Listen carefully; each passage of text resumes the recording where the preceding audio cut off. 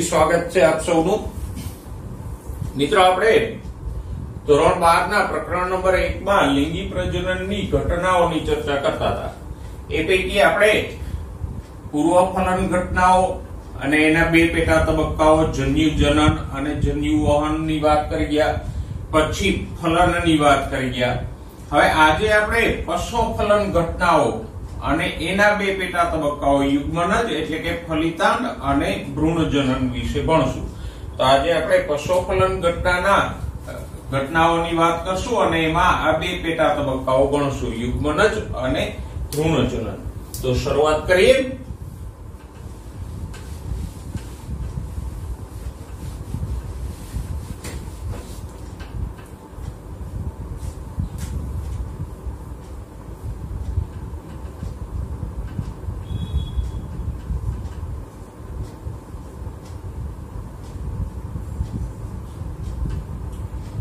સૌથી પહેલા વાત કરીએ યુગ્મનજ। યુગ્મનજ એટલે બીજો શબ્દ એને માટે વપરાય ફલિતાંડ।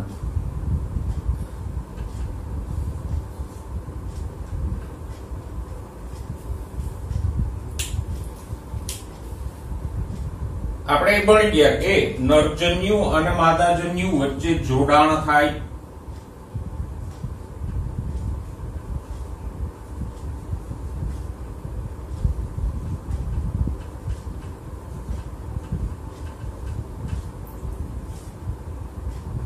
એ જોડાણને આપણે કીધું હતું ફલન।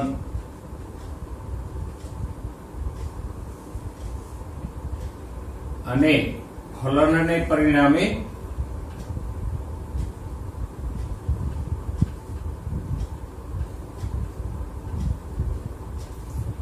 યુગ્મનજ અથવા તો ફલિતાંડ સર્જાય। અને યુગ્મનજ હંમેશા દ્વિકીય હોય, જ્યારે જન્યુઓ હંમેશા એકકીય હોય।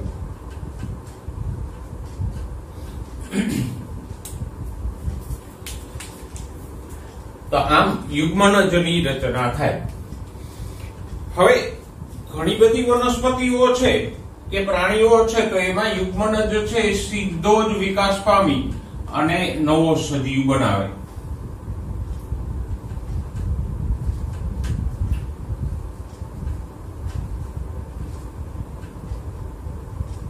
યુગ્મનજ બને પછી આગળ એનો વિકાસ તરત જ શરૂ થઈ જાય। પણ ઘણી ફૂગ કે લીલમાં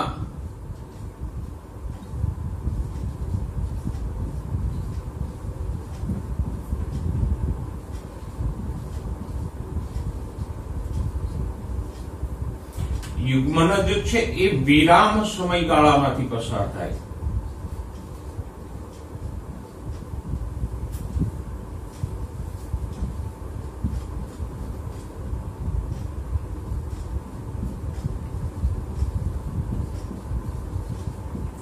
હવે વિરામ સમયગાળો એટલે તો કે ફલનને પરિણામે યુગ્મનજ બને ખરું,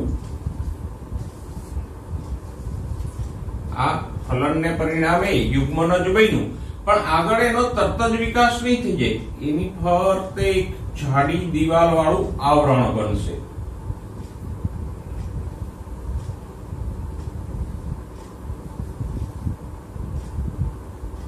આમ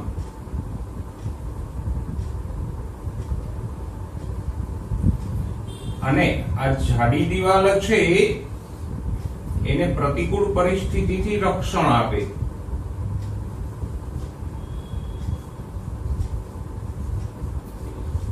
એટલે પ્રતિકૂળ પરિસ્થિતિઓ હોય જેમ કે સૂકી ઋતુ આવે લીલ કે ફૂગમાં, ત્યારે આવું જાડી દિવાલ વાળું યુગ્મનજ છે એ વિશ્રામ કરે અને ફરીથી અનુકૂળ ઋતુ આવે ત્યારે એમાંથી અંકુરણ થઈ અને નવો તંતુ કે નવો સુકાઈ ઉત્પન્ન થાય। તો આમ આ જે સમયગાળો છે કે જેમાં યુગ્મનજ આગળ વિકાસ નથી કરતું એને કહીશું વિરામ સમયગાળો। અને વિરામ સમયગાળો છે આવો યુગ્મનજનો એ લીલ કે ફૂગમાં જ જોવા મળે છે। બાકીની વનસ્પતિઓમાં યુગ્મનજનો વિકાસ છે શરૂ થઈ જાય, પ્રાણીઓમાં પણ એવું જ થાય, ફલન પછી તરત જ યુગ્મનજનો વિકાસ શરૂ થઈ જશે। તો આમ આપણે એ ચર્ચા કરી કે લીલ કે ફૂગમાં યુગ્મનજ છે એ વિરામ સમયગાળામાંથી પસાર થાય અને આ વિરામ સમયગાળો છે એને પ્રતિકૂળ પરિસ્થિતિમાં ટકી રહેવામાં મદદરૂપ થાય.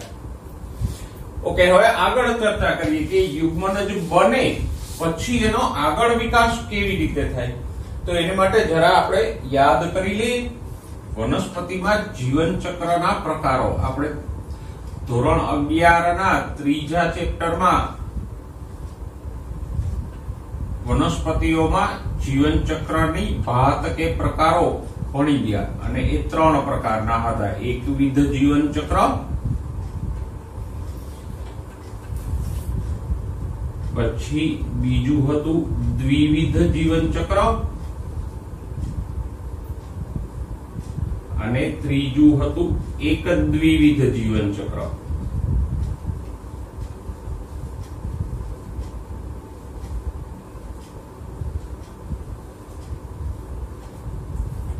એકવિધ જીવન ચક્ર છે સામાન્ય રીતે લીલ કે ફૂગ દર્શાવે અને એમાં શું થાય તો કે એમાં યુગ્મનજનું તરત જ અર્ધીકરણ થઈ જાય. આ જે દ્વિકીય 2n યુગ્મનજ બન્યું હોય એનું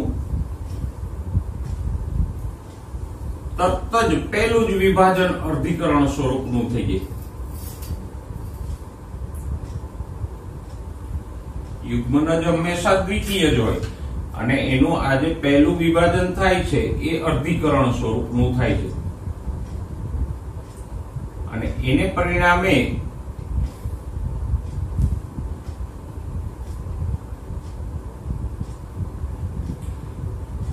ચાર કોષો ઉત્પન્ન થાય અર્ધીકરણને પરિણામે અને એ 4 કોષો છે એને કહીશું બીજાણુ. તો આમ અર્ધીકરણનું તરત જ યુગ્મનજનું તરત જ અર્ધીકરણ થઈ જાય અને આવા 4 એકકીય બીજાણુ ઉત્પન્ન થાય.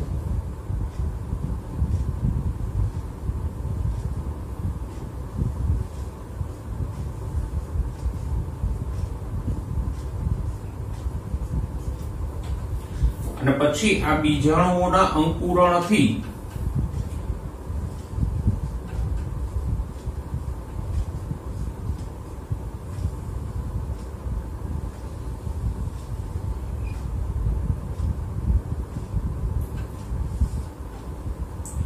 નવો સજીવ એટલે કે નવો સુકાઈ ઉત્પન્ન થાય.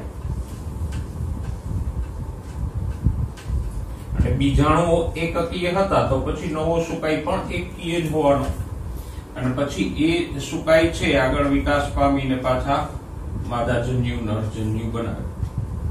પણ આપણા માટે મહત્વની વસ્તુ એ છે કે આવું એકવિધ જીવન ચક્ર દર્શાવતી મોટાભાગની લીલ અને ફૂગમાં ફલિતાંડનું તરત જ અર્ધીકરણ થઈ જાય છે. જ્યારે દ્વિવિધ કે એક દ્વિવિધ જીવન ચક્ર શેમાં હોય તો કે એક દ્વિવિધ જીવન ચક્ર દ્વિઅંગી કે ત્રિઅંગીમાં હોય. જ્યારે દ્વિવિધ જીવન ચક્ર ઉચ્ચ કક્ષાની વનસ્પતિ આવૃત અનાવૃત બીજધારીમાં હોય. તો એમાં શું થાય તો કે એમાં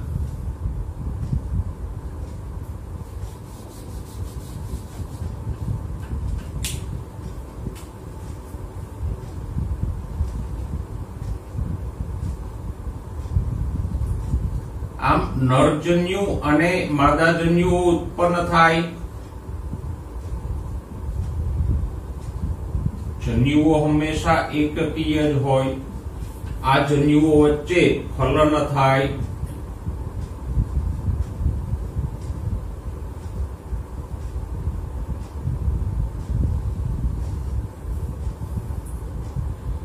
ફલનને પરિણામે યુગ્મનજ કે ફલિતાંડ બને અને એ યુગ્મનજ છે એ દ્વિકીય હોય. પણ અહીંયા એનું યુગ્મનજનું તરત જ અર્ધીકરણ નથી થતું પણ યુગ્મનજમાં સમવિભાજનથી નવા નવા કોષો ઉત્પન્ન થશે.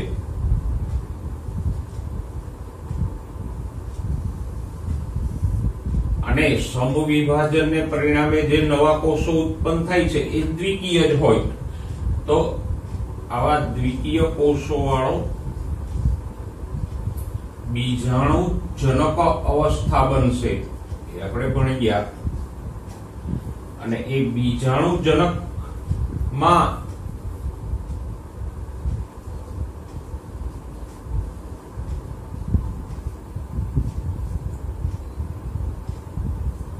અર્ધીકરણ થઈ અને બીજાણુઓ બનશે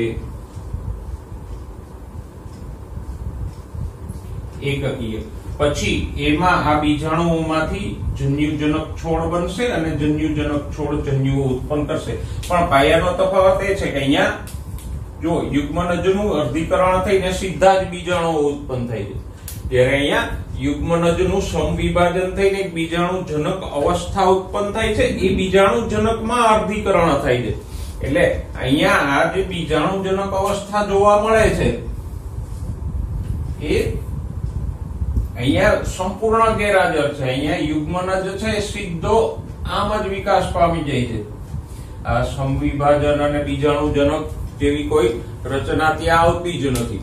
તો આમ જો એકવિધ જીવન ચક્ર હોય તો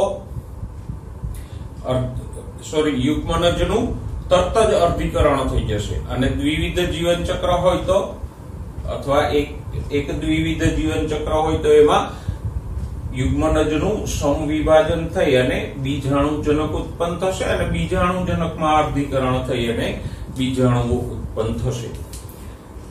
તો આમ યુગ્મનજનો આગળ વિકાસ કેવી રીતે થશે એનો આધાર વનસ્પતિના જીવન ચક્ર ઉપર છે કે કયા પ્રકારનું જીવન ચક્ર દર્શાવે છે.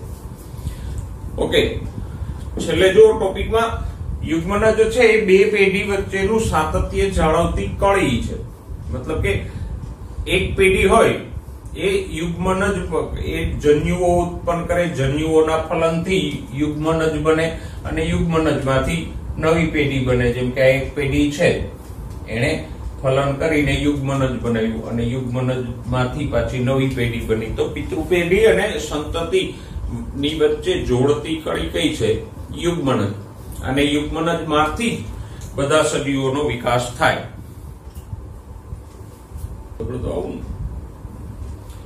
ઓકે મિત્રો, પશ્ચફલન ઘટનાનો બીજો તબક્કો જોઈએ. એ છે ભ્રૂણ જનન.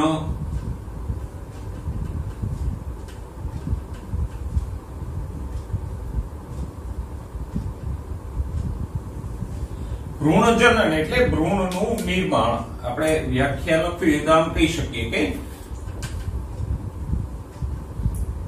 ફલિતાંડ એટલે કે યુગ્મનજમાંથી ભ્રૂણનો વિકાસ એટલે ભ્રૂણ જનન.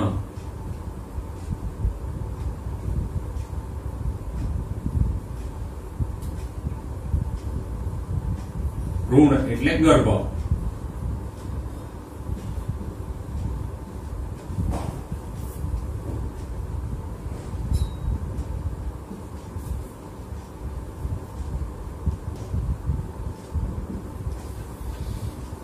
તો આમ ફલિતાંડ માંથી ગર્ભનો વિકાસ થાય એને કહીશું ભ્રૂણ જનન. ઓકે દોસ્તો, જો હવે હમણાં આપણે વાત કરી કે ફલિતાંડનું સમવિભાજન થાય એમાંથી ભ્રૂણ બને અને ભ્રૂણમાંથી પછી બીજાણુજનક વનસ્પતિઓમાં વિકાસ પામતો હોય. હવે ભ્રૂણજનન છે એ આપણે વનસ્પતિ અને પ્રાણીઓમાં અલગ અલગ રીતે ભણશું. જો પ્રાણીઓમાં ભ્રૂણજનનની વાત કરો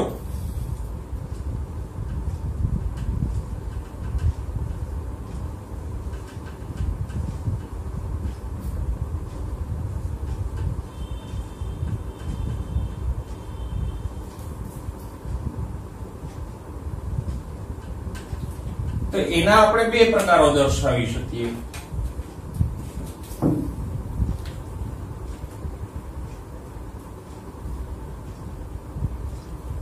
નંબર 1 અંડપ્રસ્વી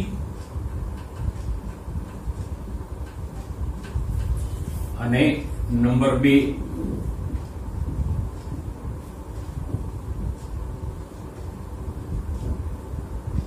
અપત્યપ્રસ્વી.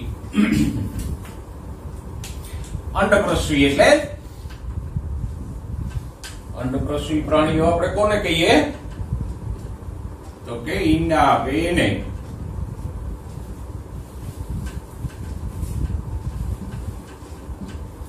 દાખલા તરીકે સરીસૃપ, ઉભયજીવી,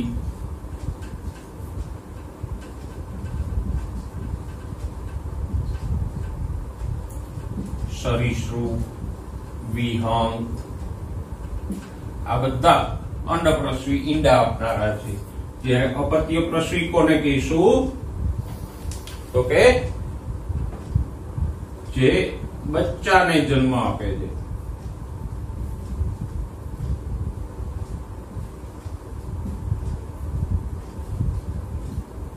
દાખલા તરીકે તો કે મોટા ભાગના સસ્તનો, એકમાત્ર ડકબિલ પ્લેટિપસ એટલે કે બતક ચાંચ એવું છે કે જે સસ્તનો હોવા છતાંય અંડપ્રસવી છે. બાકીના બધા સસ્તનો અપત્ય પ્રસવી છે. તો આમ અહીંયા જુઓ, ભ્રૂણજનનના આધારે આપણે પ્રાણીઓના બે પ્રકારો પડ્યા, અંડપ્રસવી અને અપત્ય પ્રસવી. તો બેમાં ફેર શું છે? તો કે અંડપ્રસવીઓમાં ભ્રૂણજનન શરીરની બહાર થાય છે. જો ઉભયજીવીઓ છે નરમ ઈંડા મૂકે, જ્યારે સરીસૃપ વિહંગ છે એ કેલ્શિયમના કવચવાળા કઠણ ઈંડા મૂકે.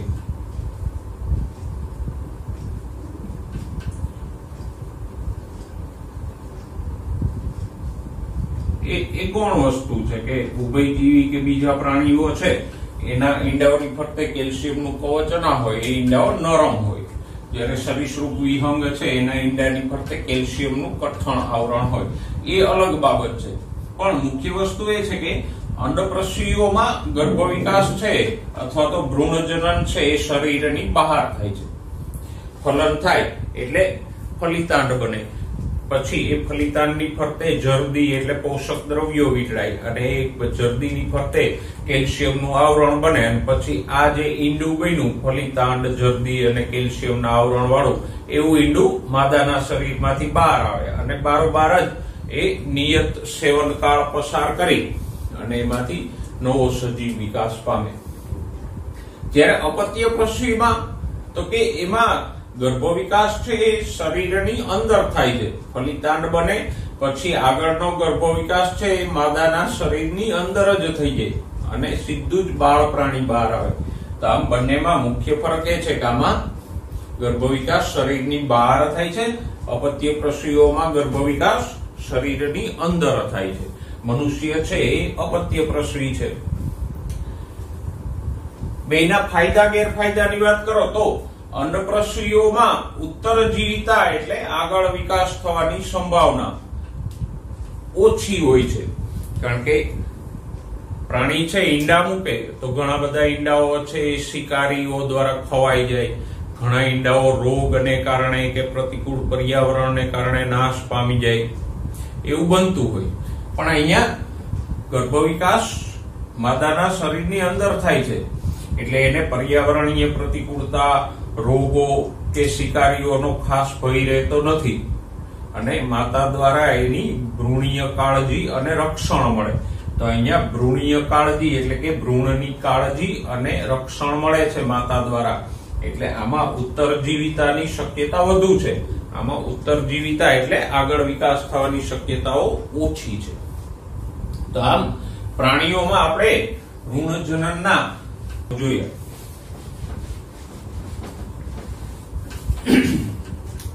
હવે ચેપ્ટરમાં છેલ્લે જોઈ લે વનસ્પતિઓમાં ભ્રૂણજનન.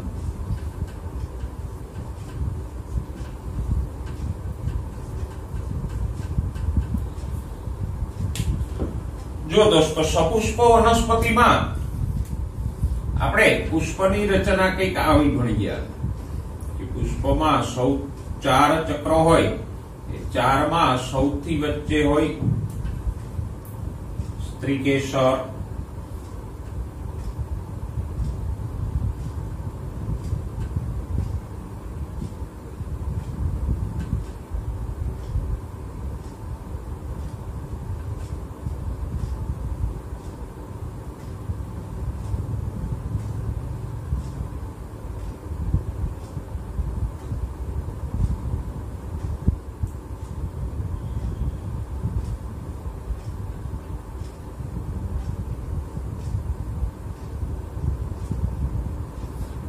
આ વચ્ચે છે સ્ત્રીકેસર, એની આજુબાજુ એ પુકેસરો હોય. પુકેસર દ્વારા પરાગરજ ઉત્પન્ન થાય. એની બહાર હોય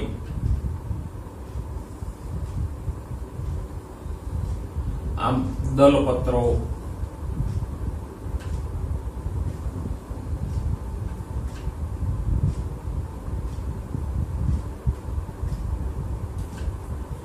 અને દલની બહાર હોય વજ્રપત્રો. આવી પ્રાથમિક રચના આપણે જાણીએ છીએ. પછી એનાથી આગળ આપણે એ પણ ભણ્યા કે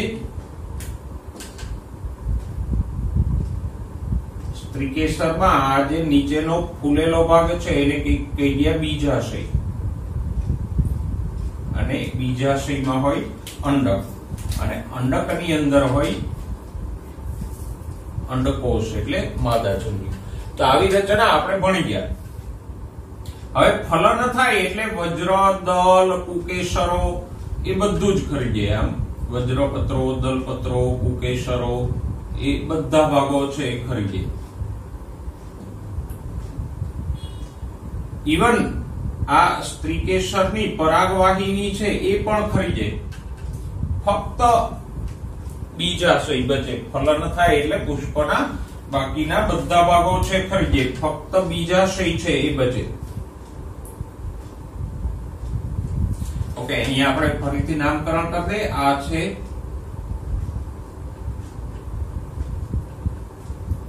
બીજાશય, આ અંડક,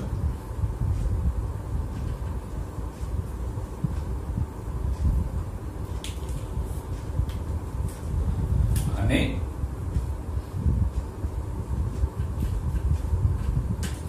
અંડકની અંદર છે માદાજન્યુ હતો એ હવે શેમાં ફેરવાઈ ગયો તો કે ફલિતાંડ. ઓકે, હવે આગળનો વિકાસ કેવી રીતે થાય તો કે આમ ફલિતાંડનો વિકાસ થશે અને એમાંથી ભ્રૂણ જનન એટલે કે ભ્રૂણ તો પેદા થશે જ, પણ સાથે સાથે ફરતે આવેલું ફલિતાંડની ફરતે આવેલું અંડક અને એની ફરતે આવેલી બીજાશયની દિવાલ પણ વિકાસ પામીને મોટી થશે.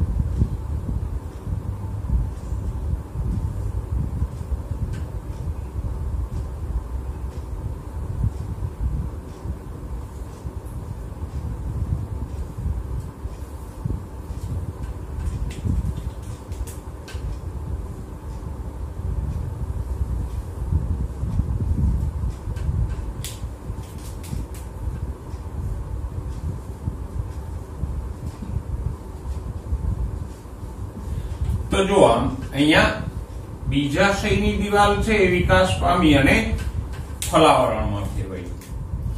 અંડક છે એ વિકાસ પામીને બીજમાં ફેરવાઈ ગયું અને ફલિતાંડ હતો એમાંથી બની ગયો ભ્રૂણ. આમ સપુષ્પ વનસ્પતિઓમાં ફલન થાય એટલે બીજાશયની દિવાલ ફલાવરણમાં ફેરવાઈ જાય, અંડક બીજમાં ફેરવાઈ જાય અને ફલિતાંડમાંથી બીજપત્રો વાળો ભ્રૂણ બને. તો આમ વનસ્પતિઓમાં ભ્રૂણ જનન દરમિયાન આખું ફલાવરણ સહિતનું ફળ વિકાસ પામે છે અને આ ફલાવરણ છે એ બીજને એક તો રક્ષણ આપે, આવું ફરતે ફલાવરણ હોય તો બીજને રક્ષણ મળે, પ્લસ બીજ વિકિરણમાં ઉપયોગી થાય. બીજ વિકિરણ એટલે ફેલાવો. વિકિરણ મીન્સ બીજનો ફેલાવો. સાદું ઉદાહરણ લ્યો તો આ કેરી જેવા ફળ છે કે જેનું ફલાવરણ છે રસદાર અને ખાવા લાયક હોય તો પ્રાણી એને ખાય, અને પ્રાણી ખાય પછી અન્ય કોઈ જગ્યાએ જઈ અને મળ દ્વારા એના બીજનો નિકાલ કરે. તો આમ કેરીના બીજનો ફેલાવો ચારે તરફ થયા કરે. તો આમ ફલાવરણ છે રક્ષણ આપે અને બીજ વિકિરણમાં પણ ઉપયોગી થાય. તો મિત્રો આપણે સપુષ્પ વનસ્પતિમાં આ ચર્ચા કરી ભ્રૂણજનનની. જો તમને ચેપ્ટરના અંતે થોડીક આકૃતિઓ આપેલી છે, એમાં ફલાવરણ એટલે પી પેરિકાર્પથી દર્શાવેલું છે. આકૃતિમાં પી ફોર પેરિકાર્પ એટલે ફલાવરણ અને એસ ફોર સીડ. તો જો ઘણી બધી વનસ્પતિઓ, વટાણા છે, પછી ટમેટાનો આડો છેદ આપ્યો છે, કાકડી આપી છે છેલ્લી આકૃતિમાં, તો બધામાં બીજની ફરતે ફલાવરણ આવેલું છે. ઓકે મિત્રો, તો આપણે ધોરણ 12 નું પ્રકરણ નંબર 1 અહીંયા પૂરું કર્યું. આવતા લેક્ચરમાં આપણે પ્રકરણમાંથી થોડાક એમસીક્યુ જે ભૂતકાળમાં નીટમાં પૂછાઈ ચૂક્યા છે એની વાત કરશું. ત્યાં સુધી નમસ્કાર, જય હિન્દ.